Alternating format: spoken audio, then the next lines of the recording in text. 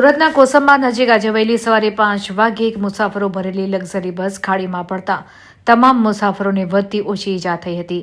ઘટનાની જાણ બાદ સુરત ફાયરની ઇમરજન્સી ટીમ તાત્કાલિક ઘટના સ્થળ ઉપર દોડી આવી હતી અને બસના પતરા કાપી પહોળા કરી 40 મુસાફરોનું રેસ્ક્યુ કરી તમામને બહાર કાઢ્યા હતા, જે પૈકી 2ની હાલત ગંભીર હોવાનું જાણવા મળ્યું છે. હાલ તો બસના ડ્રાઈવરની ઝોકો આવી જતા બસ ખાડીમાં ખાબકી હોવાની આશંકા સેવામાં આવી રહી છે.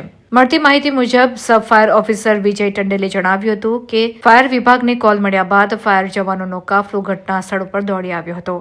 મુસાફરો તમામ સૂતા હતા તે દરમિયાન જ આ ઘટના બની હતી. કેબિનમાં બેઠેલા લોકો કેબિનમાં જ ફસાઈ ગયા હતા, જ્યારે સોફામાં સૂતેલા લોકો પણ ધડાકા સાથે આ ઘટના બનવાને કારણે સોફામાં જ ફસાઈ ગયા હતા. આ તમામ 40 મુસાફરોને ઈજા પહોંચી હતી.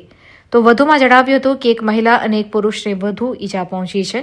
કેબિનમાં રહેલા લોકોને પતરા કાપી પહોળા કરીને રેસ્ક્યુ કરવામાં આવ્યા હતા. એક સોફામાં રહેલી મહિલાના પગમાં અને માથામાં ગંભીર ઈજા પહોંચી હતી. આ તમામ લોકોને 108 દ્વારા તાત્કાલિક સુરતની સ્મીમેર હોસ્પિટલ ખાતે ખસેડવામાં આવ્યા હતા, જ્યાં 26 જેટલા લોકોને દાખલ કરવામાં આવ્યા છે અને એક મહિલાની હાલત વધુ ગંભીર છે. અમને 5 વાગ્યાની આસપાસ કોલ મળેલો અને અમે હાલ ઘટના સ્થળે આવેલા. ઘટના સ્થળે આવીને જોયું તો 2 માણસ ડ્રાઈવરના ક્લીનર સાઈડ પર દબાયેલા હતા. એને 2 માણસને બહાર કાઢેલા. એની અંદર બસની જાણવા મુજબ તો 30 થી 35 હતા. એમાં થોડી બોડી નાની મોટી ઈજા થયેલી છે. બસની હાલ રોડની સાઈડ પર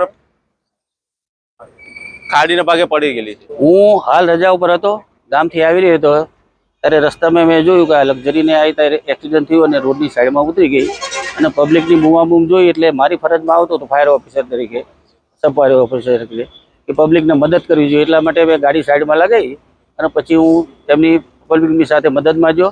30 થી 35 માણસો હતા અંદર, એમાં 10 થી 15 માણસોને વધારે વાગેલું હતું. બધાને સેફટી મુજબ કાઢ્યા. પછી અમારા ફાયરની ગાડી આવી કામરેજ ફાયર ઓફિસની, એટલે એ લોકોને પછી જે 2 જણના વધારે પગ આગળ દબાયેલા હતા એ લોકોને સ્પીડર કટર અને રેમ જેકનો ઉપયોગ કરી અને સહી સલામત એમને બહાર કાઢ્યા. અમે છાપીથી સુરત જઈ રહ્યા હતા ત્યારે રસ્તામાં ગાડી એક્સિડન્ટ થયેલી પડી જ હતી. અમે ગાડી ઊભી રાખીને પછી અંદર જોયું તો બહુ બધા લોકો ચીસો પાડતા હતા. પછી બધા લોકોએ અંદર મદદની કામગીરી હાથ ધરી. તમે કઈ રીતે એમ્બ્યુલન્સ ફોન કરી તો મેં પહેલા 108 ને ફોન કર્યો, પછી 1033 પર ફોન કરીને 108 ને બોલાવી. કેટલાક લોકો ફસાયેલા હતા અને કેવી એમના ઈજાઓ? 35 થી 40 લોકો ફસાયેલા હતા. કોઈના હાથ ભાગી ગયા હતા, કોઈના પગ તૂટી ગયા હતા, કોઈના માથામાં વાગ્યું હતું, કોઈના મોઢામાં વાગ્યું હતું, કોઈની કમર ભાગી ગઈ હતી. બહુ બધા લોકો ફસાયેલા હતા. છેલ્લે 2 જણ તો આગળ ફસાયેલા હતા, બંનેના પગ તૂટી ગયા હતા. એમને ક્રેન વડે બહાર કાઢ્યા.